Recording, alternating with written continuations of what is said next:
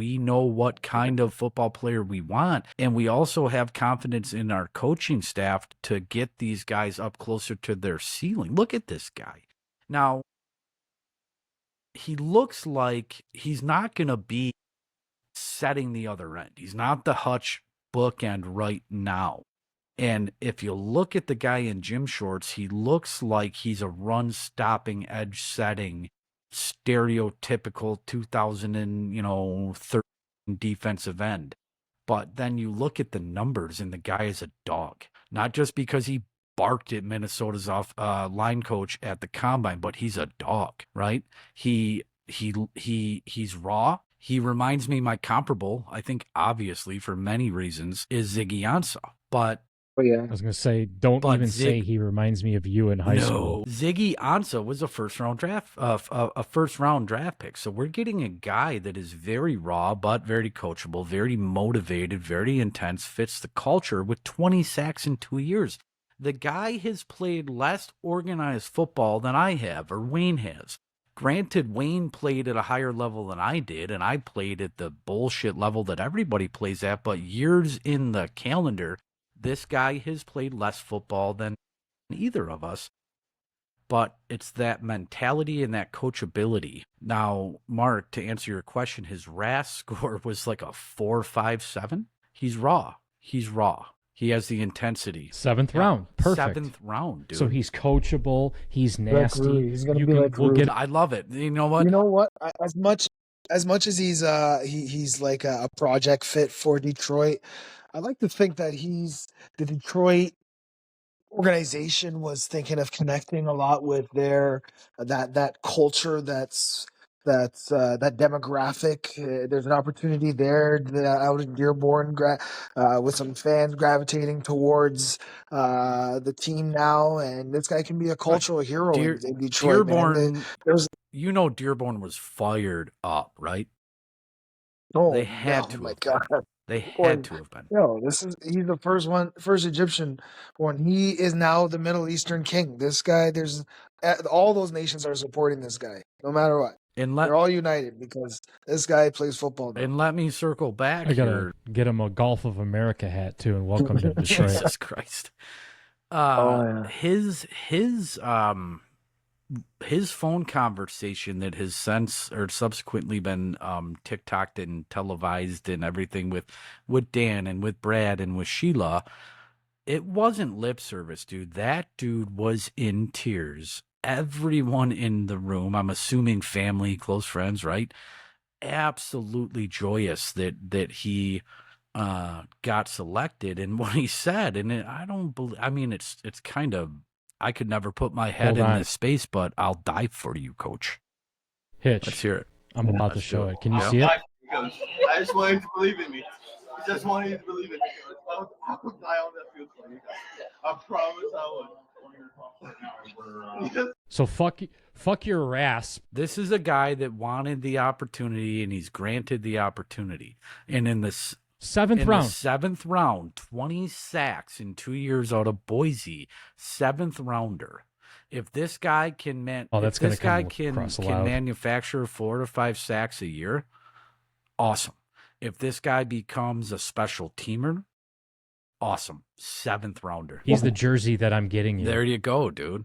There you go.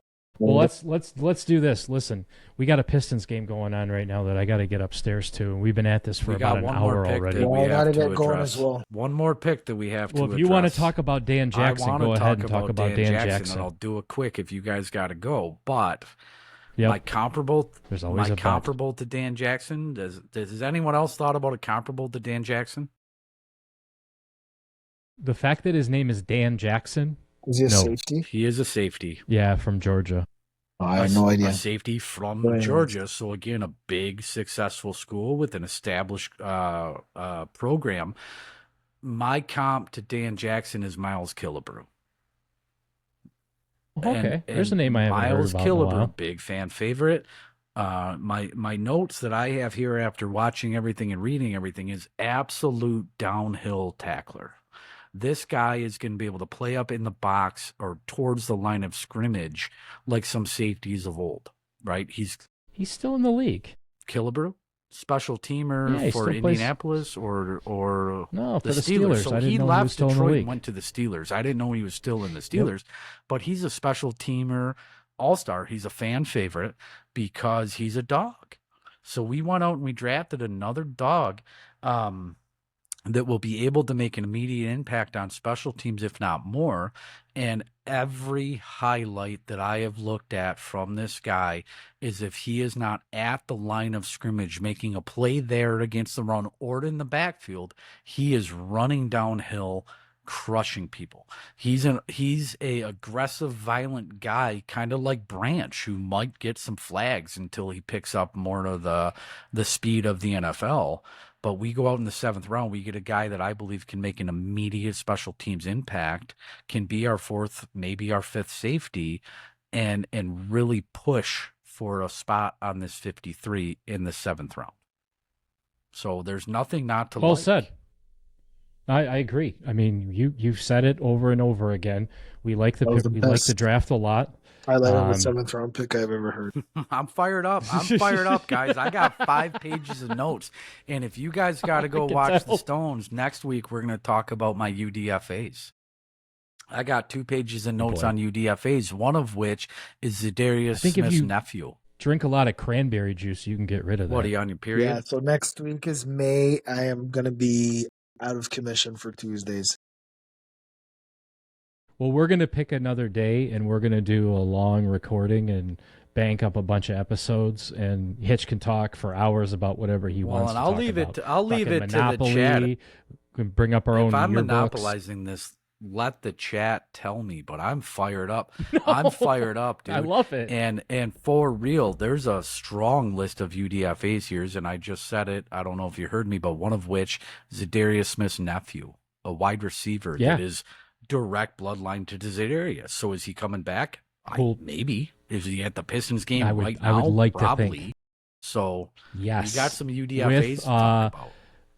Cash Doll? Yeah, Cash Doll. Detroit That's rapper. Yeah. Oh yeah. I'll give him a little cash doll if he wants to come back. I'll send him my 401k. I'm sure he's spending the equivalent of all of our 401ks tonight on cash doll just for dinner. Let's crowdfund it, dude. Let's crowdfund his signing bonus. Let's crowdfund his signing bonus. Yep.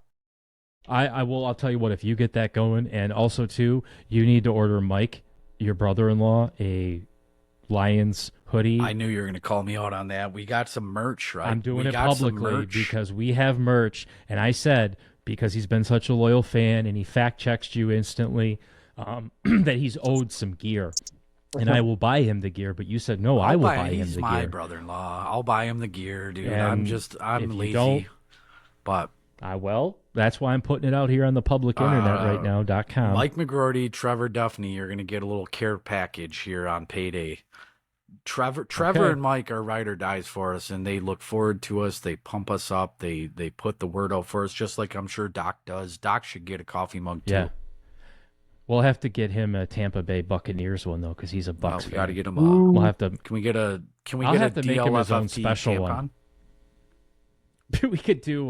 We'll do a. We'll come up with an image that works perfectly for fan the doc. forum sanitary napkin. Picture of Crane and Shredder. Yeah. I like it. All right, fellas. All right, guys. Well, thanks for hopping on, everybody. I really appreciate all of the just seriously, everybody's just Anthony, Mike, everybody to the chat right when we're diving out. He's getting gear. I'm just putting it out here so it actually happens. It's my new plan. Everything I want Hitch to do, I'm going to make him do it live on YouTube. Call me out. Hold me accountable, boys. Yeah, so seriously, though, thanks, guys, for hopping on. Thanks for all the help. Thanks for all the support. We're still going to be putting out some episodes every single week in the summertime, but we're going to pre-record a bunch because there's nothing going on in the games. But then as soon as we get back to the football games, we're going to do these live every Tuesday night at 6:30. I think it's going to be really fun during the season, because if you think Hitch is pumped about a 7th round draft pick right now, wait till the field is fully lit up and we have our jerseys on and he has his jersey on and these guys are actually through training camp. He's going to be jumping through that screen. We're doing it. We're going live early. We're going live often. Look for me to maybe go live during the week to break down these UDFAs since Pistons take precedence. Do it. We're out here. We're here early. We're here often. We're gonna be a presence, and you don't have to listen if you don't want to. But we're gonna keep going. We're gonna keep going. I'm gonna talk. Yeah. All right, guys. Go Wayne, Bills. do you have anything to say? Go Bills. Go Bills. All right. So eloquently put. All right. Well, go Lions and deuces. Peace. Yeah, One Bills. pride. See ya.